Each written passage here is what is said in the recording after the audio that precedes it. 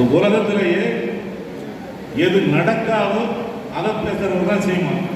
இதுக்கு இந்த இளைஞர்கள் கொஞ்சம் என்னன்னு தெரியாமலே கை தட்டிட்டு போறாங்க. ஏன்னா சீமானை பற்றி நான் தூத்துக்குடியில் ஏன் சொல்றேன் அப்படின்னா, இங்கதான் அதிகமான ஓட்டு கடந்த சட்டமன்ற தேர்தல் கடந்த தேர்தலில் சீமானுக்கு கிடைக்கிறது.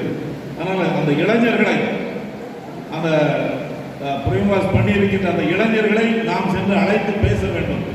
அவர்களுக்கு என்னன்னே தெரியாமல் சீமான் இந்த கத்தி பேசுவதன் மூலமாக, அது உண்மையை பொய்யை உண்மை போட்டு பேசுவதன் மூலமாக பேசுவதனால ஏமாந்தாங்க. மற்றபடி தூத்துக்குடி தொகுதியை எடுத்துக்கிட்டாக்கி அனைத்து இந்திய அண்ணா திராவிட முன்னேற்ற கழகத்தினுடைய ஆட்சிகள் நன்மைகளை செய்வதை போன்று எந்த ஆட்சியிலையும் நடக்கிறதில்லை.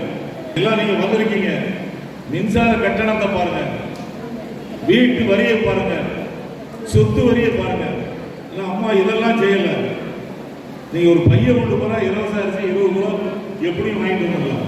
மிக்சி, கிரைண்டர், மின்வைசரி தாய்மார்களுக்கு, கஷ்டப்பட்டவங்களுக்கு ஒரு பவுன் நகை, 50,000 ரொக்கம், திருமண உதவித்தொகை, இப்படி எத்தனையோ சொல்லிக்கிட்டு போகலாம்.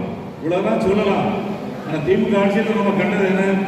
கரண்ட் பில் கூடியிருக்கு, சொத்து பில்லு கூடியிருக்கு. இப்படி எதுக்கு எடுத்தாலும் வரி, வரியே போடாமல் ஆட்சி நடத்துறது அதிமுக ஆட்சி.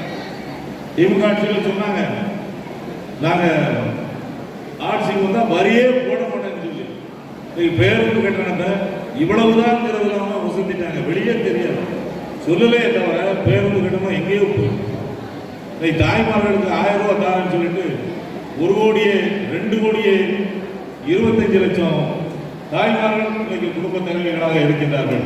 அவன் கொடுத்திருக்கிறது பாதி பேருக்கு தான். அவரே சொல்லியிருக்காங்க, 1 கோடியே 15 லட்சம் பேருக்கு தான் நான் தந்துட்டேன் அப்படின்னு.